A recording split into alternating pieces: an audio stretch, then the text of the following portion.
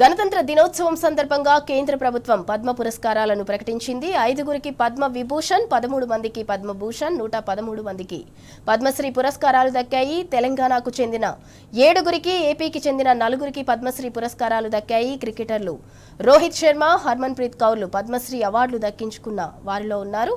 బాలీవుడ్కు విశేష సేవలందించిన సినీ నటుడు ధర్మేంద్రకు కళల విభాగంలో మరణానంతరం పద్మ విభూషణ్ ప్రకటించారు. ప్రజాసేవ విభాగంలో కేటీ థామస్, విఎస్ అచ్యుతానందన్, కళల విభాగంలో ఎన్ రాజన్, సాహిత్య విభాగంలో పి నారాయణలకు కూడా పద్మ విభూషణ్ అవార్డులు దక్కాయి.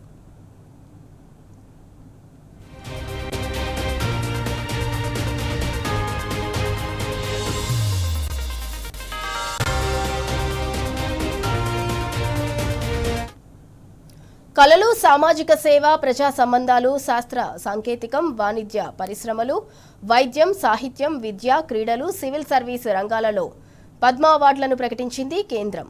అల్కా యాజ్కిక్, భగత్ సింగ్ కోశ్యారి, కల్లిపట్టి రామస్వామి, పళనిస్వామి మమ్ముట్టి, నోరి దత్తాత్రేయుడు, పీయూష్ పాండే, ఎస్కేఎం మొయిలానందన్, శతావధారి ఆర్ గణేష్, సిబు సోరెన్, ఉదయ్ కోటక్, వికే మల్హోత్రా, వెల్లపల్లి నటేషన్, విజయ్ అమృతరాజ్లను పద్మభూషణ్ అవార్డులు వరించాయి.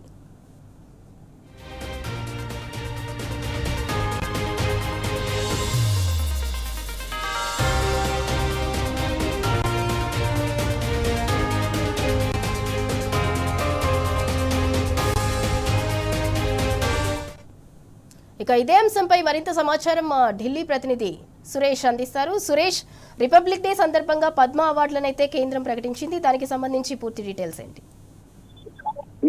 తెలుగు రాష్ట్రాల నుంచి పద్మశ్రీ అవార్డులో తెలంగాణ నుంచి 7 మందికి అవకాశం ఇచ్చింది. ఆంధ్రప్రదేశ్ నుంచి పద్మశ్రీ అవార్డులు 4గురికి వచ్చాయి. అమెరికా నుంచి డాక్టర్ నోరి దత్తాత్రేయుడుకు పద్మ విభూషణ్ దక్కింది. అందులో పద్మశ్రీ అవార్డులు చెప్పుకుంటే తెలంగాణ నుంచి 7గురిలో చంద్రమౌళి గడ్డి సంవత్సరం ఇంజనీరింగ్ రంగంలో పద్మశ్రీ అవార్డు ఇచ్చారు. అలాగే దీపికా రెడ్డి కళారంగంలో, కృష్ణమూర్తి భక్తుబురంగంలో, సైన్స్ అండ్ ఇంజనీరింగ్ రంగంలో, రామిరెడ్డి మంది తెలంగాణ అభివృద్ధికి సంబంధించినటువంటి పడకొండ విశాఖ రెడ్డి వైద్య రంగంలో, అలాగే Krishnamurthy Bharat science and engineering విభాగంలో పద్మశ్రీ అవార్డు ఇచ్చారు. ఆంధ్రప్రదేశ్ నుంచి చూసుకుంటే రాజేంద్ర ప్రసాద్ కళారంగానికి చేసినటువంటి సేవలంతా. Right, thank you Suresh.